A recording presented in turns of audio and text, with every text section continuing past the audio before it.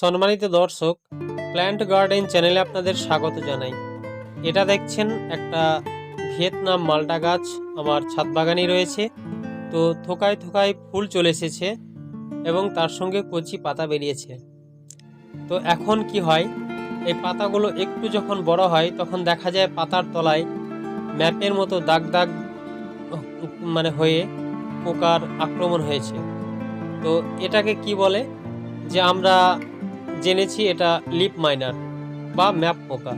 তো এই পোকার হাত থেকে বিভিন্ন ভালো ভালো ঔষধ বা কীটনাশক আছে, তো আমরা সেদিকে যাব না। তো এটা হাতের কাছে যেটা পাবো আমরা, সেটা হলো প্রোফেক্স সুপার। তো আমি একটু পরে আপনাদের দেখাচ্ছি। তো এই প্রোফেক্স সুপার 1 লিটার জলে 1 ml ফুল ফোটার আগে পর্যন্ত আমরা ব্যবহার করতে পারি। এই দেখুন, এইটা হলো প্রোফেক্স সুপার, 100 ml আছে। 80 থেকে 100 টাকার মধ্যে আপনারা বাজারের যে কোনো কীটনাশকের দোকানে এটা পেয়ে যাবেন।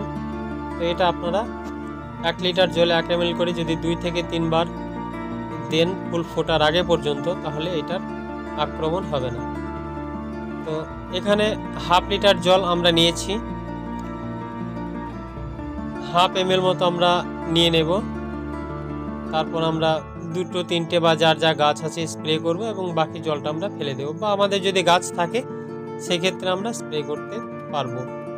তো এই যে প্রোফেক্স সুপার আমি প্রথমে হাফ ml মতো আপনাদের নিয়ে নিই, তারপর বাকি যে প্রসেসটা আছে সেটা দেখাচ্ছি। এটা খুব ভালো কাজ দেয়, কারণ এর আগেও আমি দিয়েছিলাম, এটাতে কাজ খুবই ভালো হয়েছিল। এই দেখুন, হাফ ml মতো নিলাম। তো সাদা দুধের মতো যে কোনো কীটনাশক আপনারা পরিমাণ একটু কমে দেবেন। বেশি পরিমাণে দিলে গাছের ক্ষতি হয়, কচি পাতা সেই ক্ষেত্রে জ্বলে যেতে পারে। তো কম করে স্প্রে করাই ভালো। তো এটা স্প্রে করার সময় ভালো করে ঝাঁকিয়ে নিয়ে তারপর গাছে স্প্রে করতে হবে।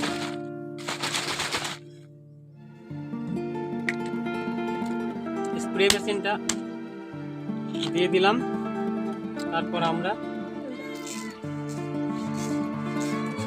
ভালোভাবে স্প্রে করতে হবে। আর মালটা গাছের ফুল এখনো ফোটেনি, তার জন্য স্প্রে করছি। ফুল ফুটে গেলে স্প্রে করা যাবে না। বন্ধুরা, যে কোনো লেবু গাছে কচি পাতা আসলেই আপনারা এটা করবেন, তাহলে লিফ মাইনার থেকে আমরা বেঁচে যাব। তা না হলে এখন ডাল পাতা যেটা বেরোবে সেটা যদি পোকাতে নষ্ট করে দেয়, তাহলে আমাদের গাছটা এই তীব্র গরমে খুবই খারাপ অবস্থায় থাকবে। তো এই ছিল আজকের ভিডিও।